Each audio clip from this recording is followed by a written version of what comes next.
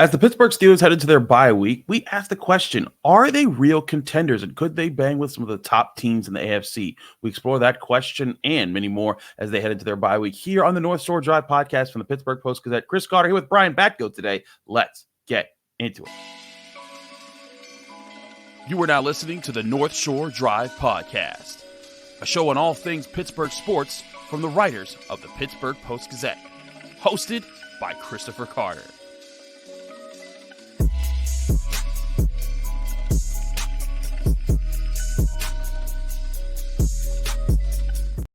Hello and welcome to the North Shore Drive podcast from the Pittsburgh Post-Gazette. Chris Carter here with Brian Batko, and as always, you can find all of our work at the Pittsburgh Post-Gazette at post-gazette.com, and you can find this show, the North Shore Drive podcast, every Monday, Wednesday, and Friday on your favorite podcasting apps and on YouTube. Like this video if you enjoy it. Subscribe to this channel to get all of those Monday, Wednesday, Friday episodes, as well as the daily content that comes out from our sports writers here at the Pittsburgh Post-Gazette, like Chipped Ham and Football, Brian's show that comes out every Tuesday here. And as always, this show is brought to you by Edgar Snyder and Associates. Whether you're injured in a car accident or hurt on the job, Edgar Snyder Associates has helped injury victims for over 40 years recover more than $2 billion on their behalf. If you or a loved one have been seriously injured in an accident, call 1-800-94-EDGAR or visit www.edgarsnyder.com for a free consultation. Remember, there's never a fee unless they get money for you. Brian, the Steelers are at the bye week. They're 6-2. They are first place in the AFC North, and after Thursday Night Football, they're technically second place in the AFC. They have a tiebreaker over the Bills with conference record, and the Texans lost to the Jets, bumping the Texans down to 6-3, meaning the only team with a better record than the Steelers right now in the AFC are the undefeated Kansas City Chiefs. So, Brian, as the Steelers are constituted right now, are they actual contenders in the AFC, or is this something? Do you think this is a mirage that we've been looking at with this 6-2 start? I think it's probably somewhere in the middle, Chris. I certainly don't want to say I'm tired of this in the middle answers. Give me what I want. Certainly don't want to say it's a mirage. I don't think that would be fair, but also no. I mean, I need to see more. I'm not quite ready yet to say that they are on the level of teams that have same quarterbacks, same head coaches, oftentimes the same offensive coordinators, and many of the same, skill position guys in place that have soundly beaten the Steelers the last few years when all the chips are down. Of course, I'm talking about the Chiefs, the Bills. I mean, even Houston, they're leaking right now. They're no Stephon Diggs. He's out for the season. Nico Collins probably going to be back at some point, but they're receiver core was depleted in that Thursday night loss to the Jets, but we know what they did to the Steelers last year when they faced each other. So even the Ravens, I mean, I feel better about the Steelers' chances, in Baltimore or playing them in Pittsburgh, which they'll do in a couple weeks just because of the familiarity factor there. They do always play them close and tough, but I'm going to need to see more than a couple wins over the Jets and Giants with Russell Wilson in there to say that the Steelers are suddenly, up there at the top of the AFC as legitimate contenders to go deep into the playoffs and have a much better season than many of us anticipated before it kicked off. No, I agree. Look, the Steelers have to have much to prove other than just a small sample size of dominating the Jets and then beating ousting the Giants, in 2 games with Russell Wilson. But I do think the Steelers aren't as far behind, even if you do think that the Bills and the Chiefs are better. I think the Chiefs definitely are. I'm not 100% sure about the Bills because I look at their record and how they beat up on some teams and I'm like, oh yeah, that's a good team. But then I look at who they beaten: the Cardinals by a touchdown, by less than a touchdown. The Dolphins they handled back. The Dolphins have had a rough year. The Jaguars they blew out, but the Jaguars have been terrible. But they've lost to the Ravens and the Texans. They barely beat the Jets. They whooped up on the Titans, who've been bad, and they whooped up on the Seahawks. But they don't have the signature win on their schedule either. And I kind of look at them like, you know what, maybe the Bills, maybe they also have a bit of stuff to prove. Yes, Josh Allen's the guy, Sean McDermott, they know each other well, but I think there's a lot of assumptions that, hey, maybe everyone else has figured out as well on this team. Could they do that? Even this week they get to play the Dolphins again. Dolphins have been really struggling this year. Their first real test again to prove themselves might just be the Kansas City Chiefs on November 17th. So I look at that and I wonder, like, hey, where the Steelers got questions, I think some of these other teams have questions as well. The one team I don't think has questions is the Kansas City Chiefs. They're playing great football, even when Patrick Mahomes isn't throwing 3 touchdowns a game. In fact, he hasn't had to do that really much this year because their defense has played so well. And I think that's they can play the Steelers style of ball better than the Steelers can right now. And I think that's where they definitely are better. But I think when you look at the Texans' problems, and sure, they're missing wide receivers, just like the Steelers are missing offensive linemen, and no one would have made excuses for the Steelers losing to the Jets, in that situation themselves. But the Ravens have struggled at times this year. In fact, it's just this last week. I do think that in a playoff picture, I don't think I would make the Steelers underdogs straight up, like major underdogs, unless they were playing the Chiefs. I think I'd still pick the Bills, slightly in a game. But I do think that they're a lot closer in terms of the competition in the AFC than what people thought they would be at this time of the year. Yeah, I think the gap is closing with what we've been able to see from this offense, with Wilson under center and how that has elevated some of the pieces around them, and everything does appear to be falling into place right now for Arthur Smith and what he's been able to do as a play caller.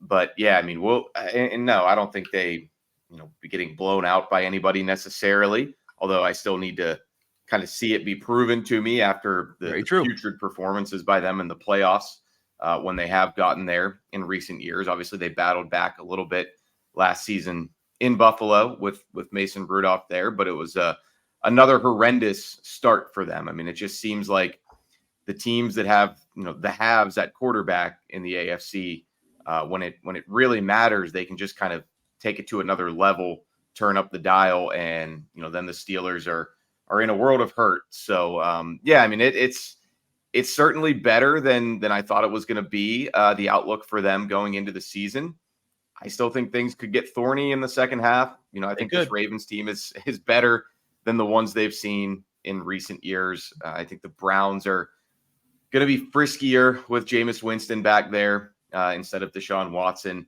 And the Bengals, I mean, hey, they've been bad. The defense is terrible. They can't win at home. But I'm not going to write off Joe Burrow, especially if T. Higgins gets healthy at some point here and they can kind of continue to put it together offensively, maybe just start to outscore some teams. It's been interesting in the AFC for sure. The Steelers have been the model of stability, gotten off to the start that you would expect a team like them to have with Mike Tomlin as their head coach. But I don't think it's going to be easy sledding in the second half of the season. Nothing would surprise me. It's the NFL and it's the Steelers who have tended to be Jekyll and Hyde, over the course, even just within November and December. Sometimes they go on a run. Sometimes they go in a funk. It's hard to predict with them. And that's what has me sitting here wondering exactly what kind of team we're going to see coming out of the bye too. To your point, the 6-2 Commanders are waiting for them in Washington as soon as their bye week's over, and then they got Ravens, Browns, Bengals, Browns, Eagles, Ravens, Chiefs, Bengals. Like it's just that's a run of teams. And look, I'm with you. Like I actually am not sure that the Browns are going to be frisky with Jameis Winston. He threw 5 interceptions right to the Ravens. They just can't catch a cold right now. And I kind of think the Browns and the Bengals, I think the Browns are very much out of it and they're going to be further out of it. But the thing is, divisional opponents on your schedule are always a challenge no matter what. And you can't sleep on them. That's where the Steelers have to be able to get strong here. But I want to look more at what they specifically have to do on themselves within their own level of control to be able to win these games and compete in the second half of the season. We'll do that on the other side of this break here on the North Shore Drive podcast from the Pittsburgh Post-Gazette. Chris Carter, Brian Batko. But first, I want to remind you this show is brought to you by Edgar Snyder Associates. If you're ever injured in an accident, you're probably wondering, well, what's next? Well, for over 40 years, Edgar Snyder Associates have helped injury victims answer that very question. Whether it's gathering evidence, collecting medical records, or dealing with insurance companies, Edgar Snyder Associates has helped over 75,000 people handle the what's next question. Call 1-800-94-EDGAR or visit www.edgarsnyder.com for a free consultation. And remember, there's never a fee unless they get money for you.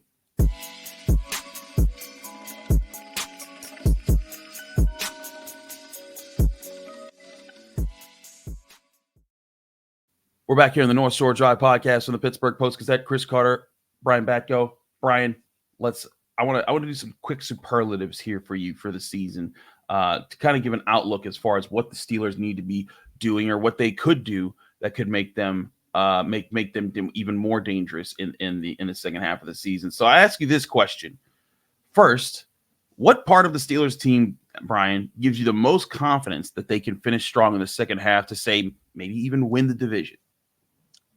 I don't know, the kicking game. Chris Boswell. I mean, he's been Chris the best Boswell. kicker in the NFL. Suppose that's a little bit of a cop out on the superlative. I feel pretty good actually about the secondary right now, Chris, and what they're doing. Interesting. I do. I think Joey Porter Jr.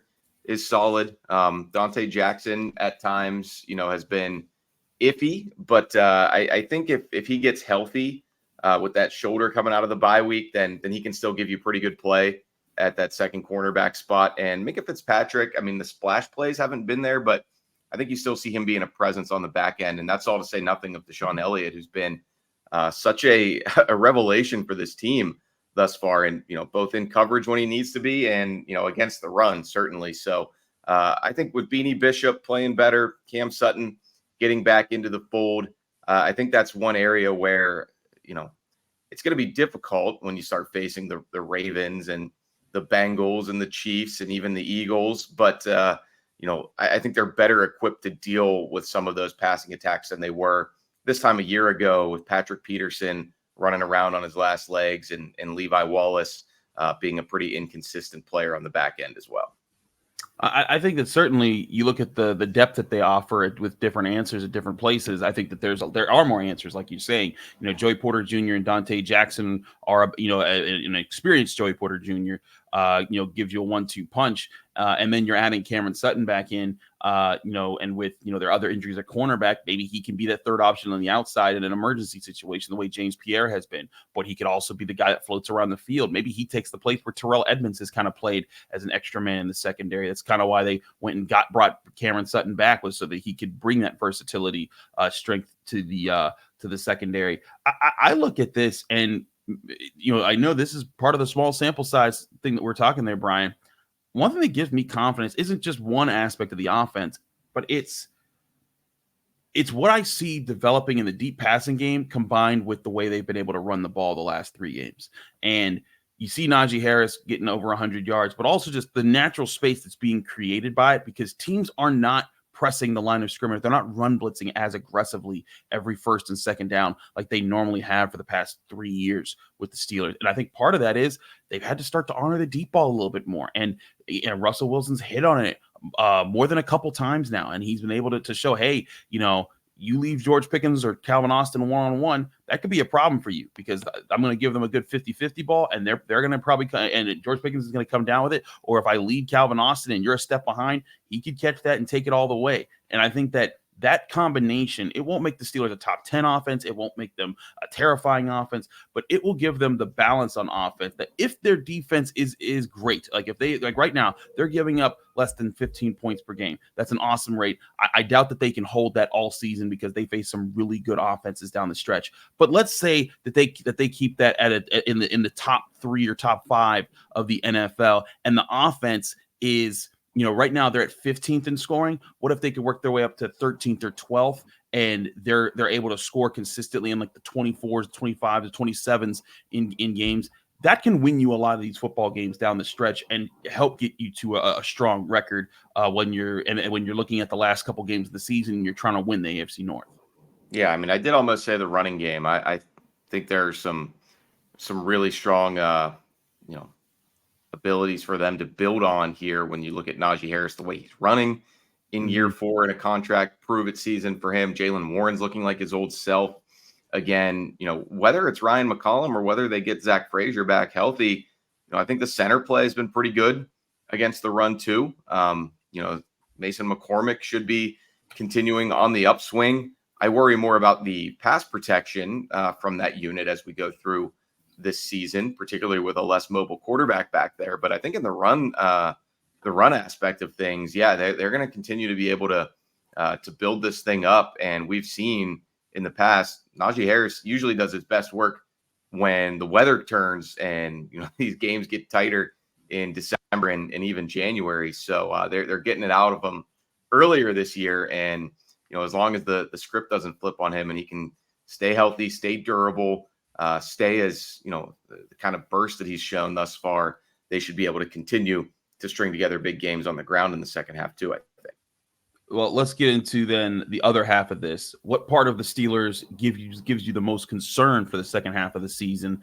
And not just the schedule itself, but something on the team that you look at and you say, hey, this is a problem that I'm circling on, that this could be the theme of the second half that leads to some doom and gloom if they don't address it. I think it's the run defense. What we've seen from them the last couple of games has been a bit of a head scratcher. Tyrone Tracy ripping off big runs from the Giants.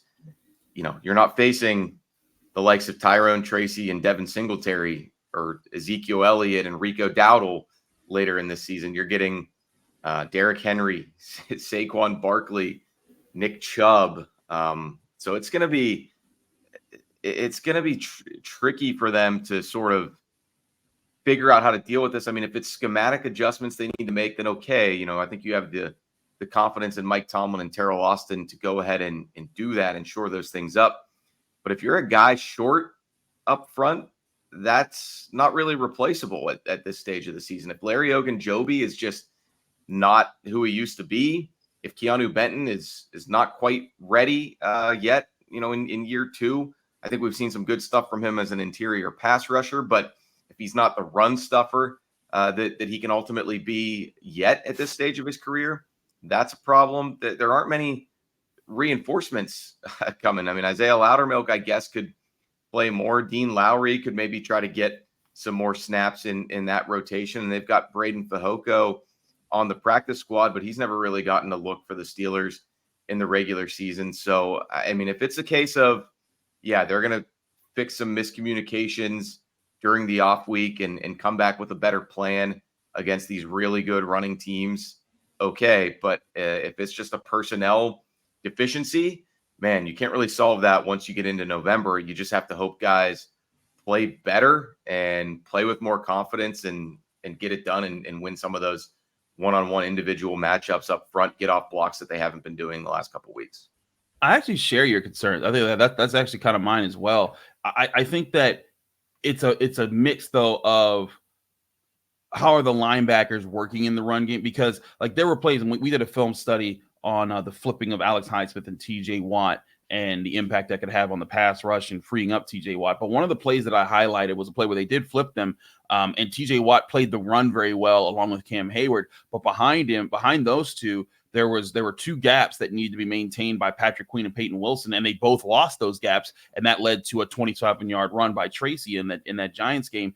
And it's things like that I think that they have to clean those up. They have to find a way to get those to be more consistent. Now, again, Peyton Wilson, a rookie, Patrick Queen, supposed to be the veteran that fixes things. Putting his nose in and being the most physical guy isn't his MO. That's more Landon Roberts, but they can't allow those things to be a bigger problem. Yes, the Steelers do have the fourth best rush defense right now, allowing just over 90 yards per game, and they've handled that well. But you look at the teams that they've faced also, who are rushing teams. They've faced the Cowboys, Raiders, and Jets. All three of those teams, they are the bottom ranking rushing offenses in the NFL. And by the way, the Cowboys got over 100 yards on them in that game. They did limit the Raiders and the Jets to less than 60, and they were able to limit Bijan Robinson to less than 90. And then the whole rushing offense with the Falcons. But that will be a problem when they go up against the Ravens if they can't stop the run. I mean, that's exactly who the Ravens want to be in this game. The Chiefs the same way. I know that everyone's going to be looking at Patrick Mahomes, but the Chiefs they'll run the football on you if you don't focus on stopping that. And I think that's what the Browns are going to want to do with Jameis Winston. That's what the Eagles are going to do with Saquon Barkley. There's a lot of big name running backs and big name teams that are going to try to pound them with that. And if they are not careful, that could really come back to bite them in the second half of the season. And that's also just how it goes in AFC North football when you get deep into the season. That normally the Steelers can impose their will on teams and win some tight, close, low-scoring defensive struggles. And I still think they're certainly built that way offensively, and they always have that mentality defensively. But you got to have more than the mindset. You've got to be able to have the physical traits and ability to execute. So yeah, I mean, right now, I guess one potential answer, you mentioned him there, play Landon Roberts more in the second half of the season if that becomes a problem. But then he's going to have to hold up in coverage because you do face a lot of teams that are pretty balanced, and that's why they have good offenses. And it's going to be a chess match for Mike Tomlin and Terrell Austin against some of these upcoming offensive coordinators in the second half of the slate. Confidence and concern, the different levels of where the Steelers are at 6-2, first place in the AFC North, second place in the AFC heading into the second half of the season. Still lots of questions to answer about this team, but as the Steelers hit the bye, there's some big games coming up this weekend. I want to go over those games, including 3 AFC North games that the Steelers are going to be looking at on Sunday. We'll get to all of that here on the North Shore Drive podcast from the Pittsburgh Post-Gazette. Chris Carter, Brian Batko. But first, I want to remind you this show is brought to you also by Savinas, Kane, and Gallucci. They're your mesothelioma and asbestos lawyers with over 85 years of experience. Call them today for a free consultation. That's Savinas, Kane, and Gallucci. We're also brought to you by Moon Township Honda. Get your new Honda vehicle at 5802 University Boulevard in Moon Township, Pennsylvania, or visit their website, moonhonda.com. Here's a message from our friends at Moon Township Honda. To build the Honda CR-V Hybrid, we took everything you love about the CR-V and kicked it up a notch with greater power for a CR-V unlike any before. Adventure confidently with Honda, car and driver's most awarded brand in 10 best history. The CR-V and CR-V Hybrid, part of the Honda line of rugged vehicles. Visit your local Honda dealer where new vehicles are arriving daily. Buy online or reserve from select Honda dealers.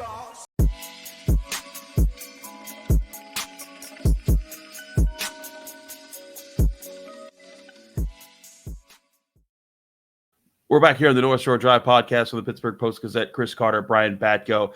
We've talked about the Steelers. Let's get you ready for the bye because, hey, I don't know about you, Brian. I'm a football fan. I want to tune into some big games, get some, see what's going on the gridiron. So we're going to do our normal pick six, looking at the weekend slate of games. And, of course, we got to start with the AFC North because all 3 opponents are at home, but 2 of them are favored. And in some wide spreads are they favored. Let's look at the one I think that most Steelers fans are going to tune into. That's Broncos at Ravens. Broncos are 5-3.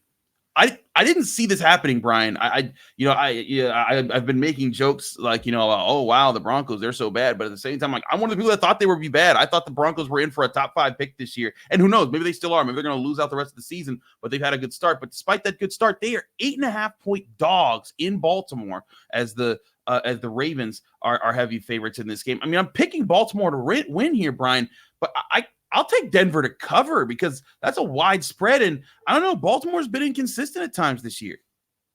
Yeah, I'm not really a Sean Payton fan, but I've got to give him credit. I mean, he's probably the head. I think he'd be my pick for head coach of the half year with what he's doing with that team. And yet I don't think they're going to be able to go to Baltimore and stop a Ravens team that should be plenty motivated after losing a game they should not have lost against the Browns last week. Be very interesting to see if Deontay Johnson plays in his debut with the purple birds this week. So that'll be intriguing. And yeah, I think the Bo Nix experience takes a little bit of a hit in this one on the road and a tough place to play. I'll go Ravens win, and I think they actually cover. Oh wow, see, that's the thing. But like Bo Nix, if he throws an interception and the Ravens don't catch it, does it actually matter? That's the question I have. They were doing extra work on the jugs machine this week, apparently, Chris. They better be, because shoot, they dropped 5 of them to Jameis Winston, and that's why I just don't believe in Jameis yet. But anyways, let's get to these other AFC North games. The Raiders visit the Bengals. Bengals home favorites by 7.5 points. Another wide spread.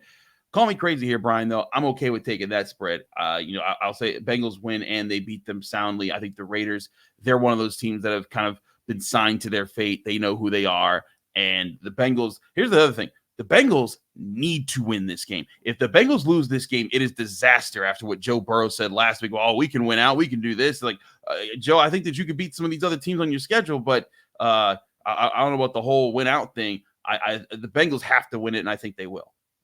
Yeah, I think it's going to be another comfortable victory here for the AFC North team at home. I mean, the Raiders, yeah, it's just a lost season. They might as well pack it up and see what Desmond Ridder can do at some point here in the second half of the season, just to give him a look.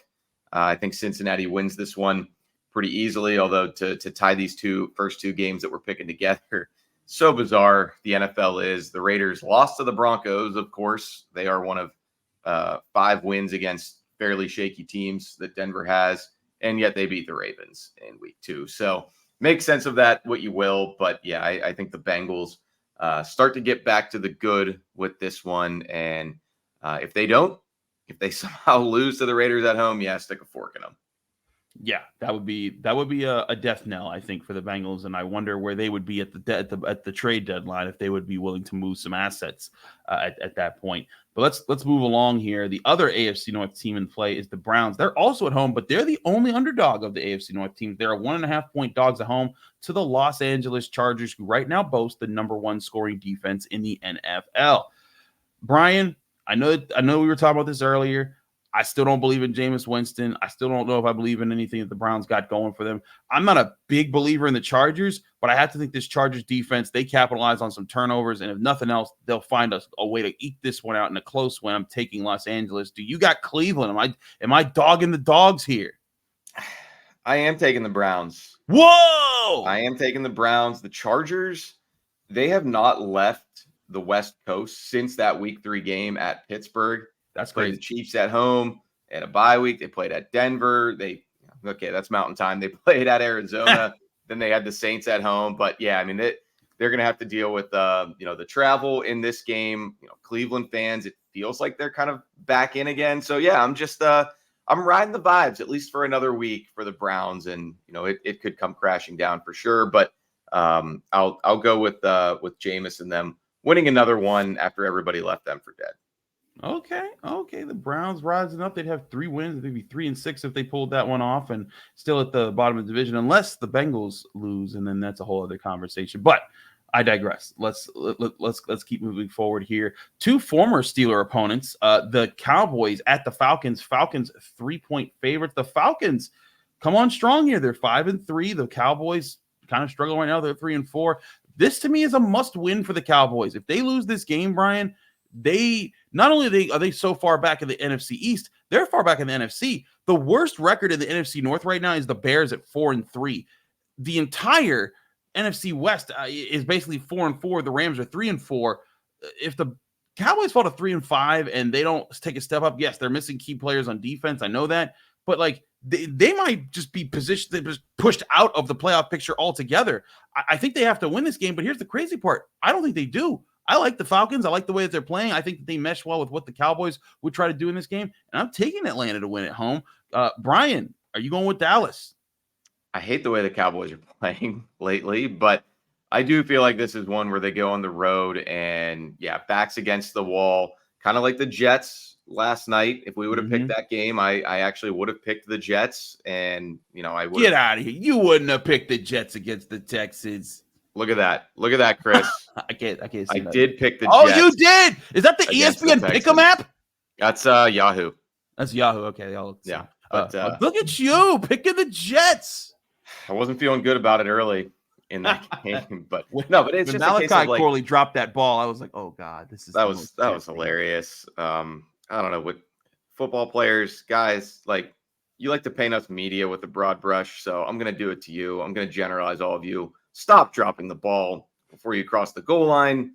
It's literally the finish line for where you have to go to put points on the board for your team. So anyway, yeah, kind of like Aaron Rodgers and the Jets. I feel like Dak Prescott and the Cowboys. You give me a good enough veteran quarterback with enough talent around him and, just completely backed up against the wall. I think they find a way to go in Atlanta, get this done.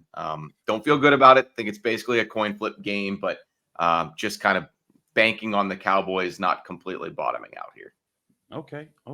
Let's go to this next game, which I think is the game of the weekend, and that's the Lions at the Packers. The Lions have been on fire. They were my team that I picked to win the Super Bowl in our Post-Gazette preview all season long. They're 6-1, first in division. The Packers, though, half game behind them at 6-2, right behind them. So the winner of this game gets to be first place in the division at the end of the week, and that's huge. The Packers hosting here, but the Lions are 2.5-point favorites. Jordan Love is set to play. He returned to practice on Thursday.